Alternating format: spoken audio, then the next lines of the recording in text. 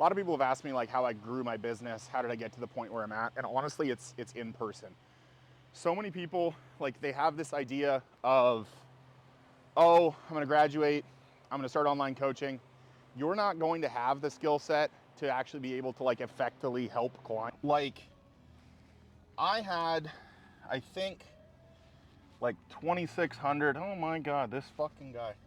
I think like 2,600 hours of personal training a year. It worked out to like, I don't know, 35, 36, I don't know what the math is. A lot of hours a week of personal training for a long time. And I think the huge benefit of that is I saw so many people fuck so many things up for a really, really long time, to the point where I'm like, okay, like within 5 seconds of looking at someone's squat, I kind of know what they're fucking up. But if I didn't have that experience, the ability to discern that,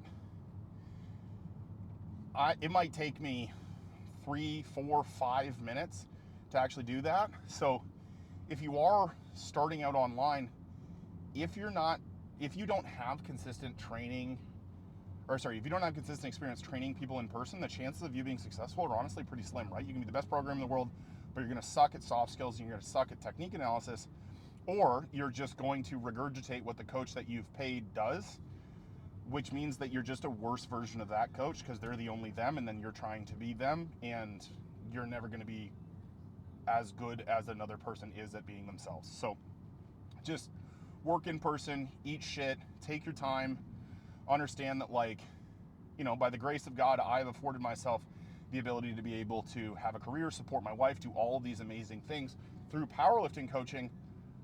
But I worked like a fucking dog for years and years and years in order to be able to get to that point. And I ate a lot of shit before I ever saw any real success, right? Like, it wasn't an overnight process. And I've been training people, at least in the collegiate setting, since 2013. I've been doing this for 12 years. I'm only 31, right? So it's like, you're not gonna fucking be 23, 24 and be like an amazing coach, because you're probably, if only for the reason of emotional maturity, not gonna be particularly good at developing and fostering relationships with people.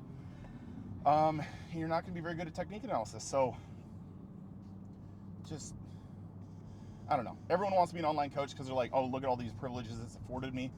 And that's fine, right? Like, it's nice to not be able, or not have to get up at 4:45 in the morning to be able to go serve 6 a.m. clients. But it's like, you can't jump past that stage of being a good coach, right? Like, you can't jump past the eating shit portion and just have great clients, charging a high price point, being able to have an actual career and be able to support your family.